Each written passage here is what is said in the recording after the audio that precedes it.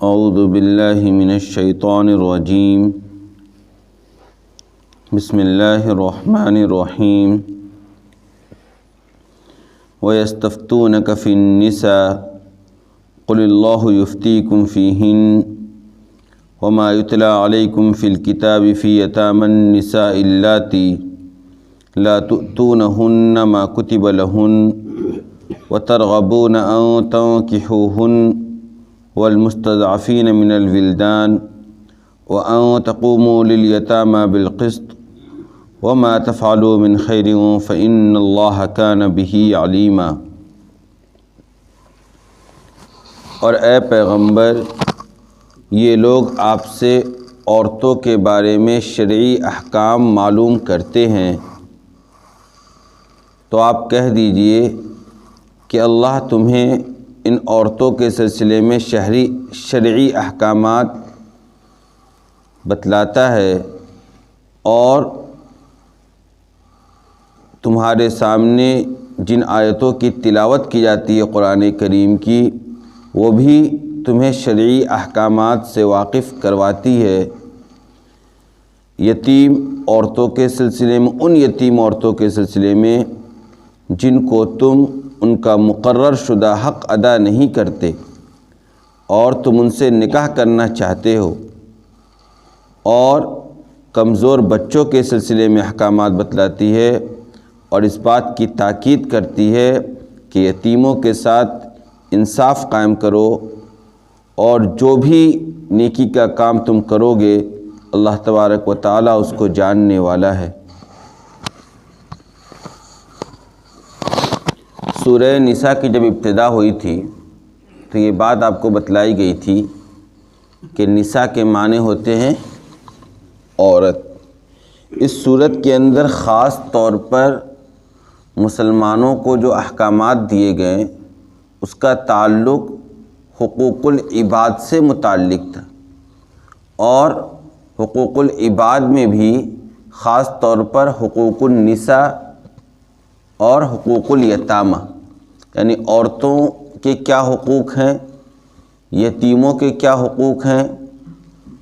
معاشرتی اور معاشی مسائل میں عورتوں کے ساتھ کس طریقے سے آپ کو پیش آنا ہے، اس سلسلے میں بنیادی اصول اس صورت کے اندر ہمیں اور آپ کو بتلائی گئی۔ اسلام کے آنے سے پہلے عورتوں کو انسان ہی نہیں سمجھا جاتا تھا۔ ایسا نہیں ہے کہ صرف عرب کے قبائل میں، بلکہ اس کے علاوہ بھی دنیا کے جو خطے اس وقت موجود تھے وہاں پر بھی عورتوں کا کوئی اسٹیٹس نہیں تھا، بلکہ لوگوں نے عورتوں کو انسان ماننے سے ہی انکار کر ڈالا تھا۔ یعنی انسانی حقوق کیا دیں گے، انسانیت کے درجے میں بھی عورتوں کو نہیں رکھا جاتا تھا، بلکہ جانوروں سے بھی بدتر ان کے سلسلے میں لوگوں کے تصورات ذہن و دماغ میں بیٹھے ہوئے تھے۔ وہی حال عرب میں بھی تھا، نہ عورتوں کو میراث میں حق ادا کیا جاتا تھا، نہ ہی عورتوں کو مہر دیا جاتا تھا، اور نہ ہی عورتوں کے ساتھ بحیثیت بیوی حسن سلوک کا معاملہ کیا جاتا تھا۔ یعنی بہت طرح کے ظلم و ستم کا پہاڑ عورتوں پر اسلام کے آنے سے پہلے توڑا جاتا تھا۔ اس وقت جہالت کی بنیاد پر عورتوں کے ساتھ ظلم و ستم کا معاملہ تھا۔ آج تعلیم کے نام پر، آزادی کے نام پر، فریڈم کے نام پر عورتوں کے ساتھ ظلم و ستم کا پہاڑ توڑا جا رہا ہے۔ عورت کو اللہ تبارک و تعالیٰ نے فزیکلی طور پر اس طریقے سے بنایا ہے کہ اس کے اندر لچک رکھی ہے، اس کے اندر نزاکت رکھی ہے۔ یہ وہ صفات ہیں جو پاکیزگی کو چاہتا ہے، یہ وہ صفات ہیں جو فطری طور پر پردے کو چاہتا ہے، لیکن ان صفات کو اس کے اندر سے نکال دینا اور ان کے اندر ان صفاتوں کو بھرنے کی کوشش کرنا، یا ان جذباتوں کو پیدا کرنے کی کوشش کرنا جو جذبات ایک مرد کے اندر ہوتے ہیں، جو قابلیت اور صلاحیت ایک مرد کے اندر پائی جاتی ہے، وہ زبردستی عورتوں کے اندر ڈالنے کی کوشش کرنا اور عورتوں کو اس درجے پہ لا کر کھڑا کر دینا جہاں مرد حضرات کھڑے تھے۔ نتیجہ یہ نکلا کہ عورتیں آج بھی سب سے زیادہ، یعنی اتنی زیادہ ترقی یافتہ دنیا اپنے آپ کو، آج کی دنیا یہ کہتی ہے کہ ہم نے سب سے زیادہ ترقی کر رکھی ہے۔ آج کی دنیا کیا کہتی ہے کہ ہم نے سب سے زیادہ سائنس اور ٹیکنالوجی میں ترقی کر رکھی ہے، ایک سے ایک چیز ہم نے ایجادات کر رکھے ہیں ٹیکنالوجی کے نام پر، لیکن اس کے باوجود آج کی دنیا میں بھی عورتیں محفوظ نہیں ہیں، عورتوں کی عزت محفوظ نہیں ہے۔ جا کر دیکھ لیں آپ، ہر دن ٹی ویوں کے اوپر، ڈبیٹوں کے اوپر یہی موضوع زیر بحث ہوتا ہے کہ بھائی ہندوستان کی دارالحکومت کے اندر بھی عورتیں محفوظ نہیں ہیں، ہندوستان کے دارالحکومت کے اندر بھی عورتیں محفوظ نہیں ہیں۔ عورتوں کی اگر عزت ہی محفوظ نہیں ہے تو آپ اس کو لاکھ دوسری چیزوں سے آراستہ کر دے، کوئی فرق نہیں پڑتا ہے، کیونکہ عورتوں کے پاس سب سے قیمتی کوئی شے ہے تو وہ ان کی عزت اور ان کی عفت اور ان کی پاک دامنی ہے۔ جب آپ اسی چادر کو تار تار کر دیں گے تو پھر کچھ اور بچنے والا نہیں ہے۔ آپ اسے کچھ بھی دنیا کے اندر بول دے کہہ دیں، لیکن رویہ آج بھی دنیا کا عورتوں کے ساتھ ظلم و ستم کا ہی ہے۔ اب جب اسلام نے آپ صلی اللہ علیہ وسلم کو نبوت سے سرفراز فرمایا، اس کے بعد آپ پر قرآن کے نزول کا سلسلہ جاری ہوا، تو عورتوں کے سلسلے میں بھی حقوق آنے شروع ہوئے، اور آپ صلی اللہ علیہ وسلم نے باضابطہ عورتوں کے سلسلے میں احکامات بیان کیے۔ قرآن نے مکمل ایک سورہ نساء کے نام سے ہی قرآن کے اندر نازل کیا، اور تقریباً 1.5 پارے کا یہ سورت ہے، یعنی تقریباً سمجھ لیجیے آپ 40-45 صفحے جو ہیں وہ عورتوں کے یہ حقوق کو لے کر، عورتوں کے انعام سے منسوب قرآن نے احکامات نازل فرمائے۔ جب قرآن نے شروع میں عورتوں کے متعلق احکامات کو نازل فرمایا اور عورتوں کو ایک اہم مقام عطا کیا، عورتوں کو میراث میں وارث بنایا، عورتوں کو ان کا مہر دلوایا، عورتوں کو بحیثیت بیوی ان کو ایک عزت دلوائی، تو عرب کے لیے یہ انتہائی اچنبھی بات تھی، عرب کے لیے انتہائی عجیب و غریب بات تھی۔ وہ انتہائی تعجب میں پڑ گئے، کیونکہ انہوں نے کبھی تصور ہی نہیں کیا تھا کہ عورتوں کو بھی یہ مقام حاصل ہو سکتا تھا۔ ان کی نظر میں عورتیں تو جانور سے ہی بدتر تھیں، اور ان عورتوں کو اسلام نے باضابطہ اٹھا کر شہزادی بنا دیا گھر کا، جنت کو اٹھا کر اسی عورت کے پاؤں کے نیچے ڈال دیا، جنت کا وعدہ اور جنت کی ضمانت انہی عورتوں پر رکھ دیا کہ کہا کہ بھائی تم اگر اس خاتون کے ساتھ حسن سلوک کا معاملہ کرو گے، اس کی پرورش پر دھیان دو گے، اس کا بہترین جگہ تم جوڑا اور شادی کرو گے تو ہم تمہارے لیے جنت کی ضمانت لیتے ہیں۔ یعنی سارے نیک اعمال کو اور جنت کے حصول کو متعلق کر دیا عورتوں کے ساتھ حسن سلوک پر۔ تو جب اسلام نے عورتوں کو یہ مقام عطا کیا تو عرب کو یہ چیز پچی نہیں، اور بہت سے لوگوں کا یہ خیال تھا کہ یہ جو حقوق عورتوں کو دیا گیا ہے اسلام کی طرف سے، یہ عارضی حقوق ہے۔ عارضی سمجھتے ہیں نا، عارضی کا مطلب یہ ہوتا ہے کہ مستقل یہ چیز نہیں چلے گی، بلکہ کچھ وقت کے لیے وقتی طور پر انہیں یہ حقوق ادا کیے گئے ہیں، بعد میں ان سے پھر یہ حقوق سلب کر لیے جائیں گے اور ختم کر دی جائیں گے۔ یہ تصور عام طور پر عرب کے اندر تھا جب اسلام نے عورتوں کو یہ حقوق دیے، لیکن جب سلسلہ آگے بڑھتا چلا گیا اور ایک لمبا وقت گزر گیا اور عورتوں کے حقوق بدستور باقی رہے، تو یہ وہ لوگ جن کے ذہن و دماغ میں یہ بات تھی کہ عورتوں کو یہ حقوق دیے گئے ہیں چند دن کے لیے، پھر ان سے یہ حقوق سلب کر لیے جائیں گے، ان لوگوں کی ایک جماعت آ کے آپ صلی اللہ علیہ وسلم سے ملتی ہے اور آپ صلی اللہ علیہ وسلم سے عورتوں کے حقوق کے بارے میں پھر سے سوال کرتی ہے، چونکہ ان کے ذہن و دماغ میں کیا بات تھی کہ یہ حقوق زیادہ دن کے لیے انہیں نہیں دیے گئے، ان کے تصور میں ہی نہیں تھا کہ عورتوں کو بھی حقوق ہوں گے۔ لہٰذا یہ لوگ جب آ کے آپ صلی اللہ علیہ وسلم سے پھر یہ سوال کرتے ہیں کہ بھائی عورتوں کے سلسلے میں شریعت کا کیا احکامات ہیں، کیا جو حقوق ان کو دیے گئے وہ مستقل رہیں گے، ہمارے اوپر جو احکامات فرض کیے گئے عورتوں کو لے کر وہ قیامت تک کے لیے یا یہ کہ چند دن کے لیے ہے۔ تو اس موقع پر قرآن کریم کی آیت نازل ہوئی اور قرآن نے کہا وَيَسْتَفْتُونَكَ فِي النِّسَاءِ، کہ یہ لوگ آپ سے آ کر عورتوں کے بارے میں شرعی احکامات معلوم کر رہے ہیں کہ بھائی ان کے جو احکامات ہیں وہ کب تک چلے گا، اس کے جو ویلیڈیٹی ہے وہ کب ایکسپائر ہوگا۔ تو اللہ تبارک و تعالیٰ نے کہا قُلِ اللَّهُ يُفْتِيكُمْ فِيهِنَّ، کہ آپ تو پہلے کہہ دیجئے انہیں کہ اللہ تو تمہیں عورتوں کے احکامات کو بتلا رہا ہے۔ ایک بات دوسری بات وما یتلا علیکم فی الکتاب، اور قرآن کریم کی جو آیتیں پہلے نازل کیا چکی ہیں اور جن کے اندر عورتوں کے سلسلے میں احکامات بیان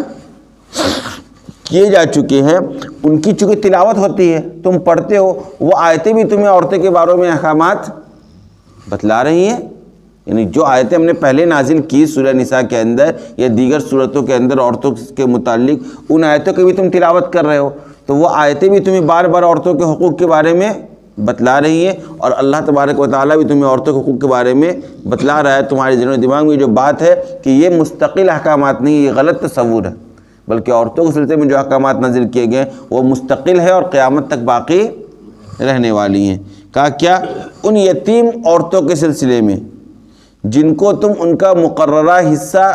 ادا بھی نہیں کرتے اور ان سے نکاح بھی کرنا چاہتے ہو۔ یہ اشارہ ہے، دیکھیے سورہ نساء کے بالکل شروع میں یہ بات آئی تھی کہ حضرت عائشہ رضی اللہ تعالیٰ عنہ کی حدیث میں نے آپ نے بتلائی تھی کہ ہوتا یہ تھا کہ عرب کے اندر کہ عرب زمانے جاہلیت میں عرب کے یہاں اگر کوئی یتیم بچی اپنی چچیرے بھائی کے پرورش میں آ جاتی تھی، کوئی یتیم بچی اپنے چچیرے بھائی کے پرورش میں آ جاتی تھی اور اس کا باپ مال چھوڑ کر بھی مرتا تھا، اب یہ چچیرا بھائی اگر وہ خاتون خوبصورت ہوتی تھی، اگر وہ خاتون خوبصورت ہوتی تھی تو یہ چچیرا بھائی کرتا یہ تھا، وہ یہ چاہتا تھا کہ اس سے نکاح وہ خود کر لے۔ نکاح کرنے کا مقصد یہ ہوتا تھا تاکہ وہ جو مال جس کا مالک کوئی دوسرا اجنبی بنے گا وہ مال میری ہی ملکیت میں باقی رہ جائے گی۔ مقصد تو یہ ہوتا تھا نکاح کرنے کا، لیکن اس موقع پر اس درجے کی خوبصورت عورت کا جو مہر ہوتا تھا وہ اس کو ادا نہیں کرتا تھا، اور چونکہ اس کے حقوق کے سلسلے میں کوئی کھڑا ہونے والا ولی بھی نہیں ہوتا تھا، چونکہ ولی بھی خود یہ چچیرا بھائی ہے اور خود یہ نکاح بھی کر لے رہا ہے، اس کے مال پر قبضہ بھی کر لے رہا ہے، اور اس کو جو مہر دینا چاہیے تھا وہ مہر بھی اس کو نہیں دیتا تھا۔ ایک تو یہ ظلم کی شکل ہوتی تھی، اور اگر خدا نہ خواستہ وہ خاتون خوبصورت نہیں ہوتی تھی اور مال اس کے پاس ہوتا تھا، تب یہ ظلم اس طریقے سے کرتے تھے کہ نکاح بھی کر لیتے تھے، مہر بھی نہیں دیتے تھے، اور بحیثیت بیوی اس کو جو سماج کے اندر عزت دینی چاہیے، اس کے ساتھ جو معاملات کرنا چاہیے وہ بھی وہ بندہ نہیں کرتا تھا اس کے ساتھ۔ یہ ظلم کی دوسری صورت ہوتی تھی اگر وہ یتیم بچی خوبصورت نہیں ہوتی تھی۔ تو قرآن نے کہا بھائی ان کے سلسلے میں ہم نے جو تمہیں احکامات بیان کیے کہ وَآتُوا النِّسَاءَ صَدُقَاتِهِنَّ نِحْلَةً، کہ عورتوں کو ان کا مہر خوشی خوشی تمہیں ادا کرنا ہے، اور تمہارے لیے حلال نہیں ہے جب تک کہ وہ خود اپنی خوش دلی سے مہر میں سے کچھ حصہ یا مکمل حصہ معاف نہ کر دیں۔ اس مال کا استعمال تمہارے لیے جائز نہیں ہے، بلکہ تمہارے اوپر لازم و ضروری ہے کہ نکاح کے ذریعے سے جو مہر تمہارے اوپر واجب ہوتا ہے اس کی تم کیا کرو؟ ادائیگی کرو۔ تو اس سلسلے میں قرآن نے پہلے آیت نازل کر دی۔ تو یہ کہتے ہیں کہ ان یتیم عورتوں کے سلسلے میں بھی تمہیں وہ آیتیں اور قرآن کریم احکامات بتلاتی ہیں جن کو تم ان کا مقرر حصہ جو طے ہو چکا تھا مہر میں ادا نہیں کرتے تھے، اور تم ان سے نکاح کرنا بھی چاہتے تھے، یہ تمہارا ظلم تھا۔ والمستضعفین من الولدان، اور یہ آیتیں اور قرآن نے تمہیں وہ احکامات بھی بتلائی ہیں جس کا تعلق کمزور بچوں سے، یتیم بچوں سے، کہ بھائی ان کا مال تمہیں قبضہ نہیں کرنا ہے، تم اس کے نگہبان ہو، تم اس کی کیا کرو گے؟ حفاظت کرو گے۔ جب وہ بچہ رشد کی عمر کو پہنچ جائے گا، جب اس بچے کے اندر سمجھداری پیدا ہو جائے گی، تو پھر اس کا مال تمہیں ادا کر دینا ہے، اس مال کے مالک تم نہیں ہو۔ اور اگر تمہارے باپ نے مال چھوڑ کر باپ کا انتقال ہوتا ہے اور وارثین میں تمہارا کوئی اگر یتیم بھائی بھی ہے تو اس کا حق بھی تمہیں نہیں ماننا ہے، بلکہ جب اس کے مال میں سے تم صدقہ وغیرہ بھی نہیں کر سکتے ہو، کیونکہ جب تک وہ نابالغ ہے تب تک اس کی اجازت بھی معتبر نہیں ہے۔ ہاں جب وہ بالغ ہو جائے گا تو پھر اس کا مال اس کے حوالے تمہیں کرنا ہے۔ اس سلسلے میں بھی قرآن نے تمہیں پہلے احکامات جو دیے ہیں وہ احکامات بدستور آج بھی باقی ہے اور کل قیامت تک بھی باقی رہیں گی۔ تمہارے ذہن و دماغ میں جو بات بیٹھی ہوئی تھی کہ یہ چند روزہ احکامات تھے وہ غلط تصورات تھے، یہ تصورات تم اپنے ذہن و دماغ سے نکال دو۔ جو احکامات نازل کر دیے گئے وہ اب اٹل ہے کل قیامت تک۔ وَأَن تَقُومُوا لِلْيَتَامَىٰ بِالْقِسْطِ، اور یہ تمام آیتیں اور اللہ تبارک و تعالیٰ تمہیں اس بات کی بھی تاکید کرتا ہے کہ تم یتیموں کے ساتھ انصاف کا معاملہ کرو۔ یتیموں کے ساتھ آج کی دنیا میں بھی یتیموں کے ساتھ ظلم ہوتا ہے، آج کی دنیا میں بھی یتیموں کے ساتھ ظلم و بربریت کا ناچ ناچا جاتا ہے، آج بھی یتیموں کا مال پر قبضہ کر لیا جاتا ہے۔ بھائی مطلب چچا، وہ لوگ زمینوں پر قبضہ کر لیتے ہیں، کھیتوں پر قبضہ کر لیتے ہیں۔ باپ کا انتقال ہو جائے، بڑے بھائی کا انتقال ہو جائے، ان کے بچوں کو زمین میں حقوق نہیں دیے جاتے، ان کے ساتھ وہ رشتہ اور تعلق باقی نہیں رہتا ہے جو رشتہ اور تعلق ہونا چاہیے۔ آ رہی بات سمجھ میں؟ جو اخلاقی ہمدردی ہونا تو یہ چاہیے تھا کہ ان چچاؤں پر، چچیرے بھائیوں پر اصل تو ذمہ داری یہ تھی کہ وہ ان پر اور زیادہ دھیان دیتے کہ بھائی ان کے سروں پر تو ان کے باپ کا اب سایہ بھی نہیں رہا، اب تو ان کے جو ہیں ہم ہی حضرات ہیں۔ ہوتا ہی ہے ہمارے معاشرے اور سماج میں کہ ہمدردی کیا کرتا بلکہ اس کے مال پر اور قبضہ کر لیتا ہے، اس کی ماں کے ساتھ ظلم و ستم کا معاملہ سسرال میں ہونے لگتا ہے، آخر میں بیچاری مجبور ہو جاتی ہے اس گھر کو چھوڑنے پر جس گھر میں وہ بیاہ کر آئی تھی اپنے شوہر کے ساتھ،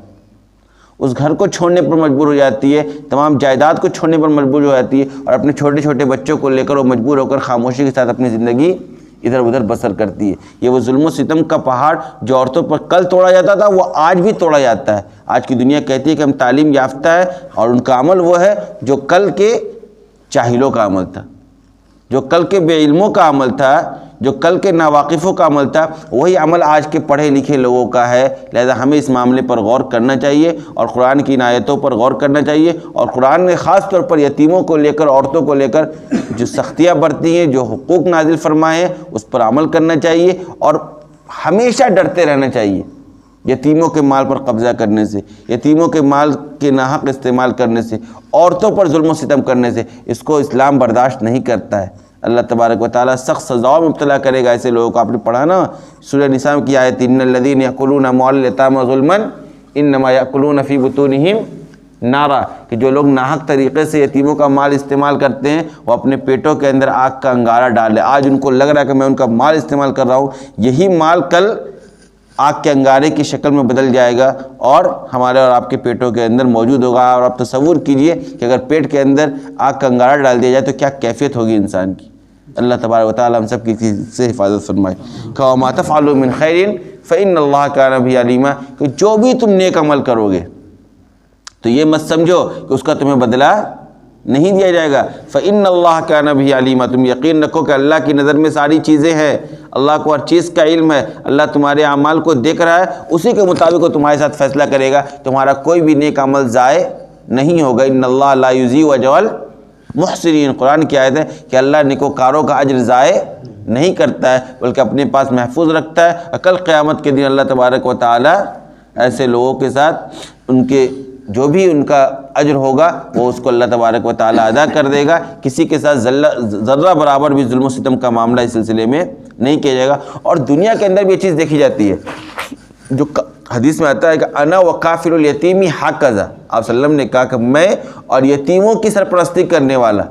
یتیموں کے خرچے کو برداشت کرنے والا، یتیموں کی کفالت کرنے والا کل قیامت کے دن اس طریقے سے رہیں گے، یعنی جس طریقے سے یہ دونوں انگلی آپس میں قریب ہے اسی طریقے کی قربت کل قیامت کے دن ان لوگوں کو نصیب ہوگی جو یتیموں کے ساتھ حسن سلوک کا معاملہ کرنے والے ہوں گے، یتیموں کے ضروریات کا